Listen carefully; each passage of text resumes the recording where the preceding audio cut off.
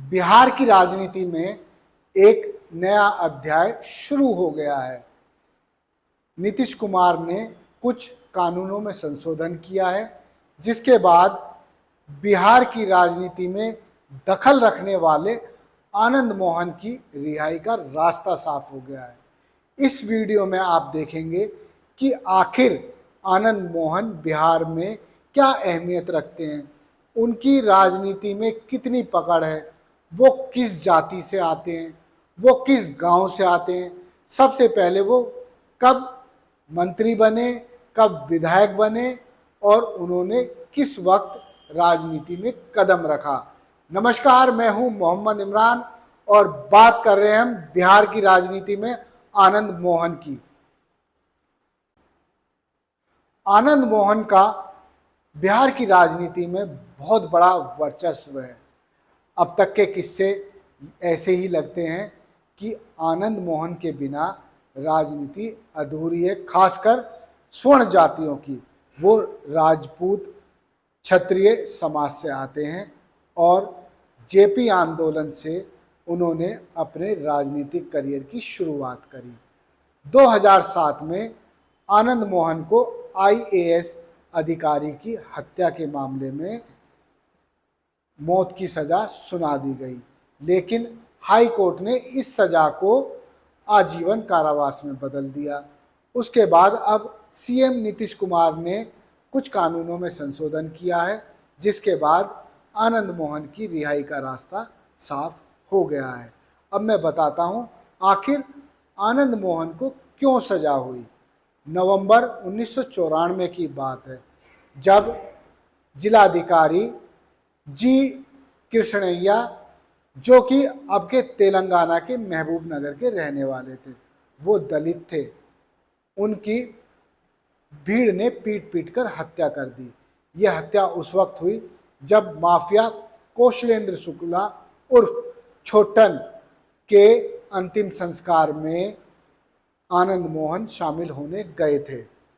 आरोप लगा कि आनंद मोहन के उस्काने पर ही भीड़ गुस्से में आ गई और उस भीड़ ने पीट पीट कर आईएएस अधिकारी की हत्या कर दी। आनंद मोहन की रिहाई को लेकर बसपा विरोध कर रही है। मायावती ने खुलकर कहा है कि नीतीश कुमार दलित विरोधी हैं। भाजपा भी इस मामले को लेकर दो खेमों में बंट गई है। गिरिराज सिंह आनंद मोहन की रिहाई के समर्थन में, जबकि पूरी भाजपा इसके विरोध में है, क्योंकि भाजपा को दिख रहा है कि वो दलित वोट बैंक अपना खो सकती है। क्यों? क्योंकि आनंद मोहन क्षत्रिय समाज से आते हैं और उन पर आरोप है दलित आईएएस अफसर की हत्या कराने का। आनंद मोहन 2 बार विधायक रहे और 2 बार सांसद रहे। सांसद वो जेल से ही बने। मैं आपको बता दूं कि आनंद मोहन और लालू का 36 का आंकड़ा था। जिस वक्त बिहार में लालू प्रसाद यादव मुख्यमंत्री थे, उस दौरान वो आनंद मोहन पर लगातार शिकंजा कसते रहे। डकैती, हत्या, लूट और अपहरण जैसी संगीन वारदातों और धाराओं में आनंद मोहन के खिलाफ रिपोर्ट दर्ज हुई और पुलिस ने उन पर कार्रवाई की। आनंद मोहन करीब 20% स्वर्ण मतदाताओं पर सीधे असर डालते हैं। कैसे असर डालते हैं? क्यों? क्योंकि बिहार में उच्च और नीच जातियों में हमेशा संघर्ष होता आया है और सन 90 के आसपास ये सब चीज़ें अपनी चरम पर थी, यानी जातिवाद। स्वर्ण और निचली जातियों में आपस में संघर्ष हो रहा था। इसीलिए लालू प्रसाद यादव ने निचली जातियों की राजनीति की और उन्होंने आनंद मोहन पर कार्रवाई कर दी। लेकिन अब क्षत्रिय समाज, राजपूत समाज नीतीश कुमार को चाहिए और लालू के बेटे तेजस्वी यादव को भी ये वोट बैंक चाहिए, क्योंकि करीब 20% बिहार में स्वर्ण जातियां हैं, जिन पर आने वाले लोकसभा चुनाव 2024 में सीधे इफेक्ट डाला जा सकता है, क्योंकि ये वोट बैंक भाजपा का माना जाता है। लेकिन नीतीश कुमार की इस दांव ने स्वर्ण जातियों को भाजपा से दूसरी तरफ लाने का रास्ता साफ कर दिया है। जैसे ही आनंद मोहन रिहा होंगे तो हो सकता है कि भाजपा की बिहार में उल्टी गिनती शुरू हो जाए। अब मैं बताता हूं कि आनंद मोहन कौन है और किस गांव से आते हैं और उन्होंने किस वक्त राजनीति में कदम रखा। दरअसल आनंद मोहन बिहार के सहरसा जिले के पचगछिया गांव से आते हैं।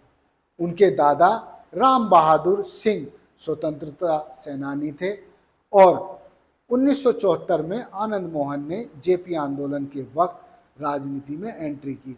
उस वक्त उनकी उम्र महज 17 वर्ष थी। 17 वर्ष की उम्र में आने के बाद उन्होंने अपनी पढ़ाई भी छोड़ दी। इमरजेंसी के दौरान आनंद मोहन 2 बार जेल गए और उन्होंने एक अपनी राजनेता के रूप में छवि बना ली। सन 1990 के आसपास आनंद मोहन की बिहार में तूती बोलती थी, लेकिन लालू उनके विरोधी थे। लगातार उन पर कार्रवाई होती रही और कहानियां यही हैं कि आनंद मोहन दलित विरोधी थे, इसीलिए उन्होंने दलित आईएएस अफसर की हत्या करा दी। कुछ भी हो, अब जब आनंद मोहन जेल से बाहर आएंगे तो इसका क्या फ़ायदा जेडीयू को मिलेगा या फिर लालू प्रसाद यादव की पार्टी राजद को मिलेगा, ये देखने वाली बात है। क्योंकि अब ये सभी पार्टियां भाजपा के खिलाफ एकजुट होकर चुनाव में आएंगी। लोकसभा चुनाव में पूरे दिमाग के साथ ये पार्टियां अब भाजपा को पटकनी देने की तैयारी कर रही हैं। इसी के साथ आप देखते रहिए जय हिंद जनाब। अगली बार नई कहानी के साथ फिर हाजिर होऊंगा। चैनल को लाइक और सब्सक्राइब करना ना भूलें। कमेंट बॉक्स में कमेंट लिखें। जय हिंद।